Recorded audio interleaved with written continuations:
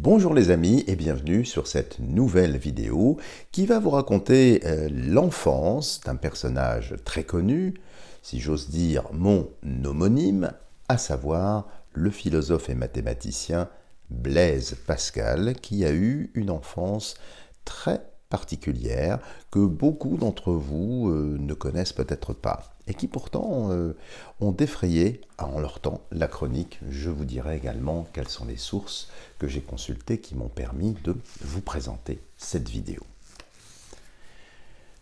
Le crépuscule s'abattait sur Clermont comme un linceul de soie violette, nimbant les pierres volcaniques de la ville d'une lueur spectrale. En cette soirée d'automne 1631, le jeune Blaise Pascal, âgé de 8 ans à peine, était assis à son bureau, le regard perdu dans la contemplation des figures géométriques qu'il avait tracées sur le mur avec un morceau de charbon. Étienne Pascal, son père, lui avait formellement interdit l'étude des mathématiques avant l'âge de 15 ans, souhaitant d'abord l'instruire dans les lettres et les langues anciennes. Mais l'esprit du petit prodige ne pouvait résister à l'appel mystérieux des nombres et des formes.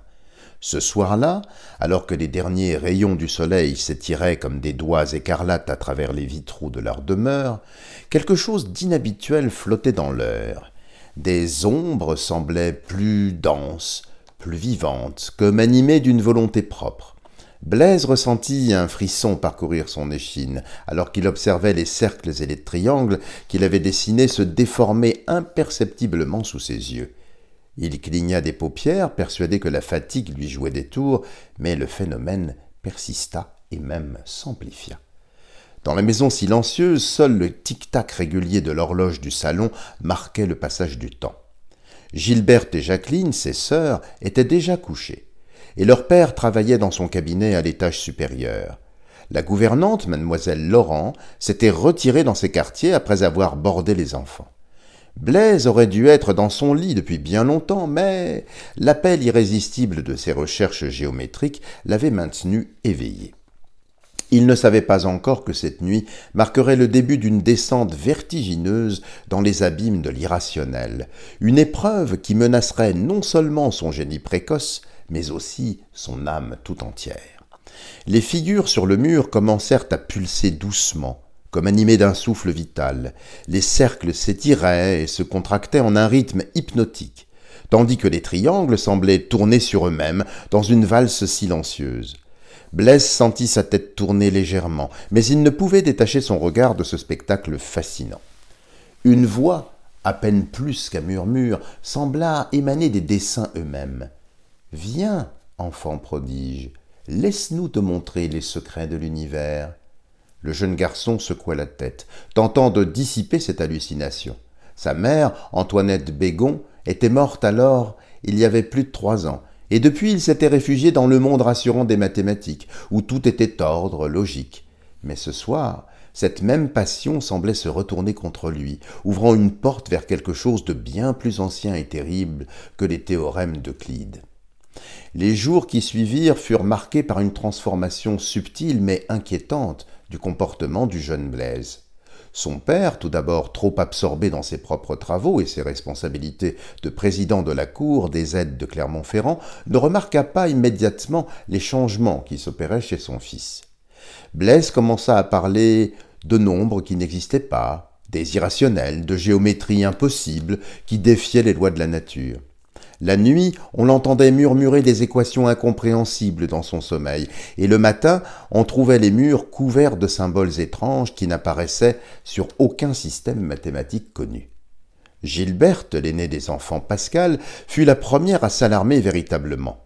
Elle surprit son frère un soir, alors qu'il était supposé dormir, traçant frénétiquement des figures complexes sur le plancher de la chambre, utilisant non pas de la craie ou du charbon, mais son propre sang, qu'il s'était tiré en s'entaillant le bout des doigts avec une plume émincée. « Blaise !» s'écria-t-elle horrifiée. « Mais que fais-tu là ?» Le garçon leva vers elle un regard fiévreux. Ses yeux, habituellement vifs et intelligents, étaient maintenant voilés d'une brume étrange. « Je dois terminer, » murmura-t-il. « Ils m'ont montré comment résoudre l'énigme de l'infini. Les nombres, ils parlent, Gilberte, ils chantent des vérités que personne n'a jamais entendues. » Cette nuit-là, Gilberte courut prévenir leur père. Étienne Pascal, tiré de ses documents administratifs, découvrit avec effroi l'état de son fils. La chambre de Blaise était devenue un cauchemar géométrique. Chaque surface disponible était couverte de formules et de diagrammes, certains si complexes qu'il semblait impossible à concevoir pour un esprit humain, encore moins celui d'un petit garçon de 8 ans. Mais le plus troublant n'était pas les dessins eux-mêmes, c'était la logique tordue qui les sous-tendait. En examinant de plus près les formules, Étienne, lui-même mathématicien accompli, reconnut alors des concepts qui dépassaient de loin tout ce qui était connu à l'époque. Certains calculs semblaient décrire des dimensions supplémentaires, des espaces courbes qui défiaient l'entendement euclidien, des séquences numériques qui suggéraient des motifs troublants dans la structure même de la réalité mathématique. « Mon fils !» dit doucement Étienne en s'approchant de Blaise, qui continuait à griffonner frénétiquement sans regarder son père. « D'où viennent ces idées ?»« Des ombres, père, » répondit Blaise sans lever les yeux de son travail. « Elles me montrent des vérités que les hommes ont oubliées depuis longtemps, des vérités qui existaient avant même que les nombres ne soient inventés. » Un frisson glacé parcourut l'échine d'Étienne Pascal. Il avait toujours su que son fils était exceptionnellement doué, mais ce qu'il voyait là était bien différent. Il y avait quelque chose de malsain, de contre-nature dans la façon dont ses connaissances semblaient posséder l'esprit de son fils. Les jours suivants furent cruciaux. Étienne Pascal, comprenant la gravité de la situation, prit plusieurs décisions radicales. Tout d'abord, il fit venir un prêtre pour bénir la chambre de Blaise et asperger d'eau bénite les murs, encore couverts de symboles. Puis il ordonna que toutes les traces des travaux mathématiques de son fils soient immédiatement effacées, malgré les cris et les protestations désespérées du petit garçon. Mais le plus difficile restait à faire. Étienne comprit que pour sauver son fils, il devrait l'arracher à l'influence néfaste qui s'était emparée de lui à travers les mathématiques. Il organisa donc le déménagement immédiat de toute la famille à Paris, espérant que le changement d'environnement aiderait à rompre l'emprise mystérieuse qui tenait son jeune fils. Le voyage fut éprouvant. Blaise, dans un état de fièvre constante, alternait entre des périodes de lucidité où il semblait redevenir le petit garçon brillant qu'il avait toujours été, et des moments de délire profond où il parlait de géométrie non euclidienne et de nombres transcendants qui n'avaient pas encore été découverts par les mathématiques de l'époque. À Paris, Étienne mit en place un plan rigoureux pour guérir son fils. Il fit appel aux meilleurs médecins de la capitale, mais aussi à des théologiens réputés, car il soupçonnait que le mal qui rongeait Blaise n'était pas uniquement d'ordre physique ou mental, mais aussi spirituel et peut-être même démoniaque. Le tournant décisif survint lors d'une nuit particulièrement agitée. Blaise, en proie à une crise plus violente que les précédentes, se mit alors à hurler des théorèmes impossibles dans une langue qui ressemblait à du latin, mais qui en fait n'en était pas. Son père, qui veillait à son chevet, prit alors une décision qui allait changer le cours des événements. Au lieu de tenter de réprimer ou d'ignorer les manifestations mathématiques qui obsédaient son fils, Étienne choisit de les affronter directement. Il se mit à discuter avec Blaise, non pas des mathématiques elles-mêmes, mais de leur signification profonde, de leur beauté intrinsèque et surtout de leur place dans l'ordre divin de la création. « Mon fils, dit-il, en prenant les mains tremblantes de Blaise dans les siennes, les mathématiques ne sont pas une fin en soi. Elles sont un langage que Dieu nous a donné pour comprendre sa création. Mais comme tout langage, elles peuvent être détournées de leur but véritable. » Ces paroles semblèrent toucher quelque chose de profond en Blaise. Pour la première fois depuis le début, ses yeux s'éclaircirent véritablement. « Mais père, murmura-t-il, les nombres, ils me montrent des choses si belles et si terribles à la fois. La beauté peut être un piège, Blaise. Le malin sait utiliser nos plus nobles aspirations pour nous égarer. Ces visions que tu as, ces connaissances qui te sont venues si facilement, ne sont-elles pas trop belles pour être vraies? N'y a-t-il pas quelque chose d'orgueilleux dans la façon dont elles te sont venues ?» Cette conversation marqua le début d'une lente mais constante guérison. Étienne comprit que pour sauver son fils, il ne suffisait pas de lui interdire les mathématiques. Cela n'avait fait qu'exacerber son obsession. Au contraire, il fallait lui apprendre à les approcher d'une manière saine, équilibrée et philosophique. Il mit en place un programme d'études rigoureux mais mesuré. Blaise pouvait étudier les mathématiques, mais seulement à certaines heures de la journée, et toujours sous la supervision de son père ou d'un précepteur qualifié. Le reste du temps était consacré aux lettres, à la philosophie et surtout à la religion. Progressivement, les crises s'espacèrent. Les murs de la chambre de Blaise restèrent vierges de formules mystérieuses et son sommeil ne fut plus troublé par des visions de géométries impossibles.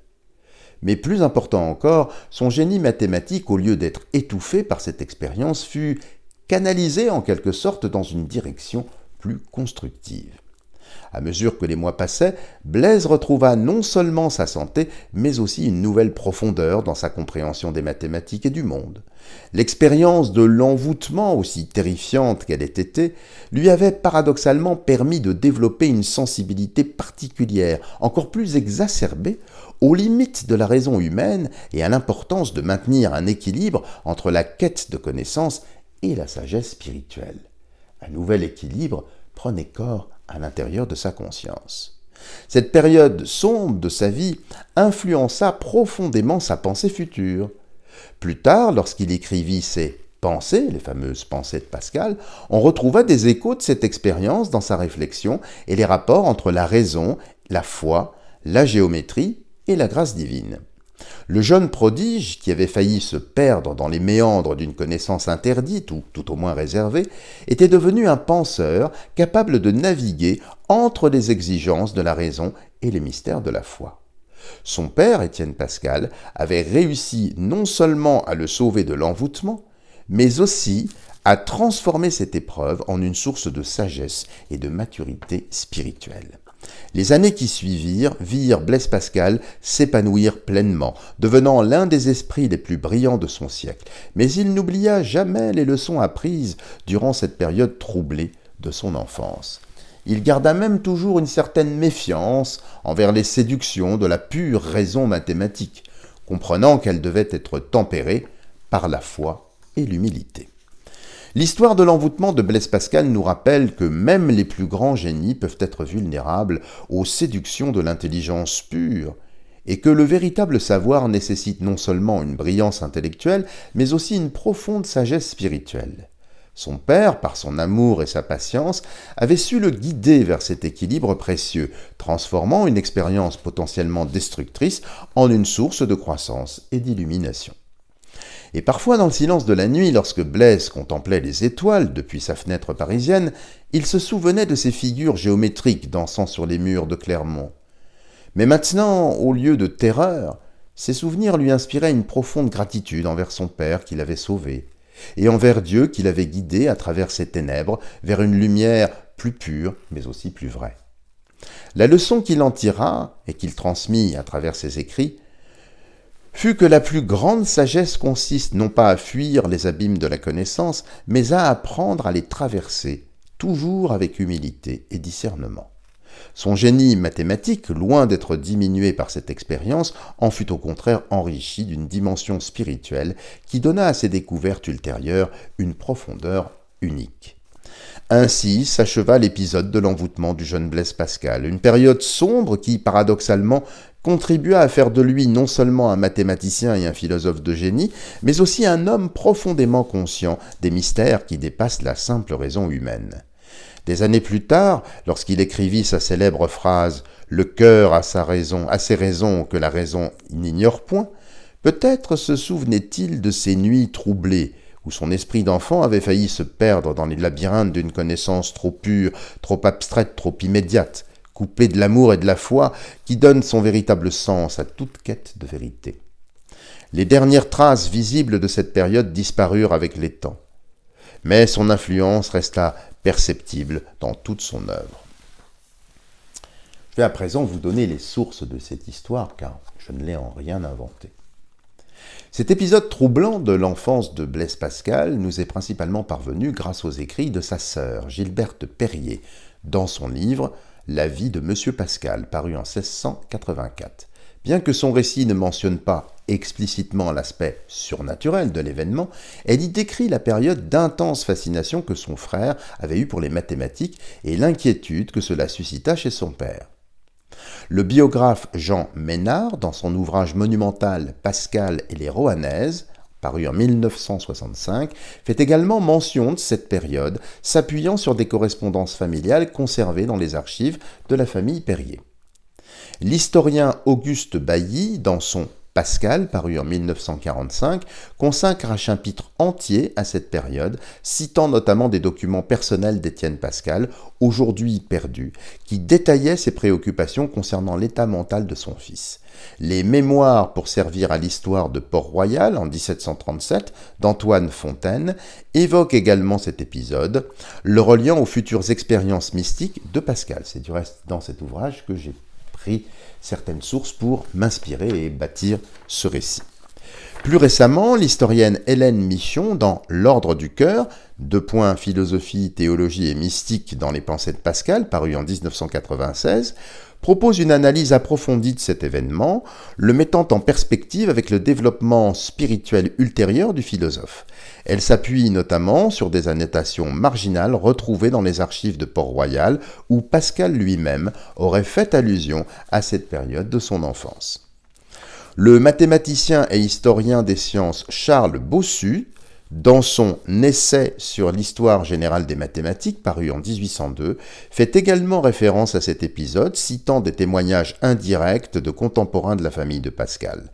Enfin, les archives de la ville de Clermont-Ferrand conservent encore aujourd'hui quelques documents administratifs de l'époque qui attestent du départ précipité de la famille Pascal pour Paris, donnant ainsi une base historique à ce déménagement soudain qui marque la fin de cette période troublée.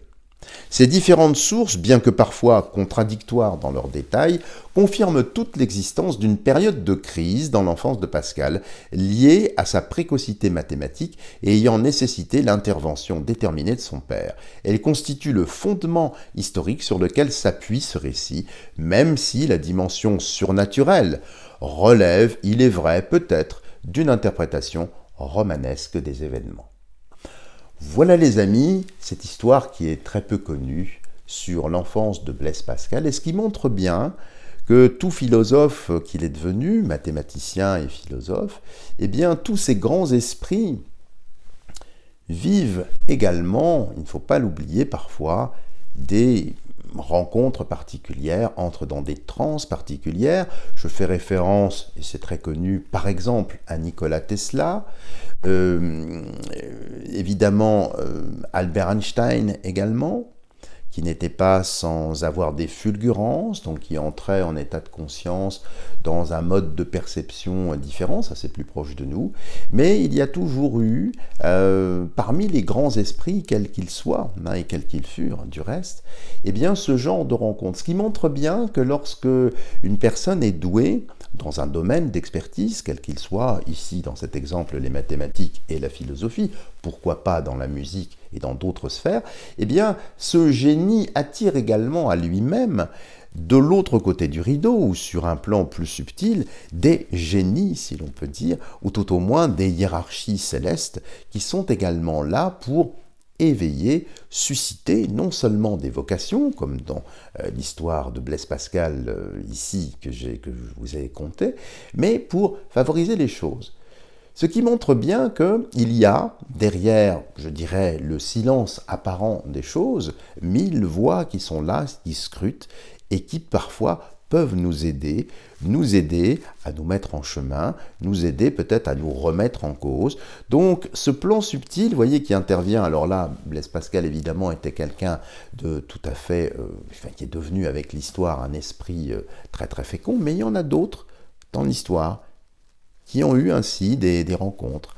Alors plus proche de nous évidemment, et ce qui a été très très poétique, je ne saurais trop vous recommander les rapports que Jean Cocteau, vous savez que j'affectionne particulièrement, eh bien ses écrits avec son ange Heurtebise. Très joli nom, Heurtebise. Alors pour la petite histoire, je ne sais pas si vous le savez, mais le nom Heurtebise, qui va bien avec, je dirais, la vision des choses de Jean Cocteau, eh bien, il l'a trouvé lorsqu'il était en visite chez Pablo Picasso, qui habitait Paris. Et il y avait une petite plaque de cuivre, comme ça se faisait à l'époque dans les ascenseurs. Vous savez, il y avait Otis.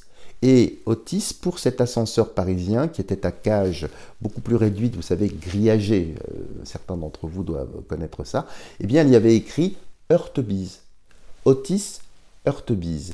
Et quand les yeux du maître ont vu Heurtebise, lui qui cherchait évidemment l'inspiration, il a dit quoi de mieux que heurter la bise pour un ange? Voilà. Et après, s'en est suivi évidemment tout le théâtre que vous connaissez, la machine infernale notamment, bon, dans lequel on retrouve tout ça, et puis bien sûr le testament d'Orphée, et Orphée, bien sûr, de Jean Cocteau, avec l'ange Heurtebise, l'ange résurrectionnel, donc très très intéressant. Bref, tout ça pour vous dire que tous les grands esprits ont eu tôt ou tard des expériences particulières, et je voulais, par le biais de cette petite vidéo, vous rappeler également cet état de fait. Donc il n'y a pas que des médiums d'un côté qui seraient, je dirais, investis d'une certaine sensibilité. Sachez qu'il y a aussi des grands esprits, des grands penseurs. Alors vous me direz aujourd'hui des grands esprits, sans vouloir être méchant, mais être plutôt réaliste, il n'y a pas beaucoup de grands esprits.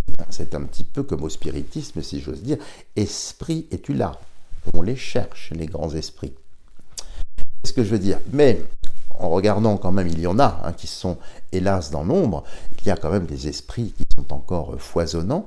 Eh bien, ce genre de personnes, de personnages, continuent de recevoir des inspirations ou des visites pour les stimuler. Donc, voyez, ce qui commence parfois, comme cette histoire de Blaise Pascal, comme quelque chose d'assez funeste, invasif, peut-être un peu intrigant, finalement, bien pris en charge par un homme intelligent, Étienne Pascal, évidemment, il vaut mieux être intelligent pour ce genre de choses, eh bien ça permet de canaliser et d'orienter les choses dans un sens plus positif. Voilà, j'ai encore débordé le cadre de ce petit récit. Je m'étais dit pourtant, mets des jalons, tais-toi, mais je ne peux pas m'empêcher.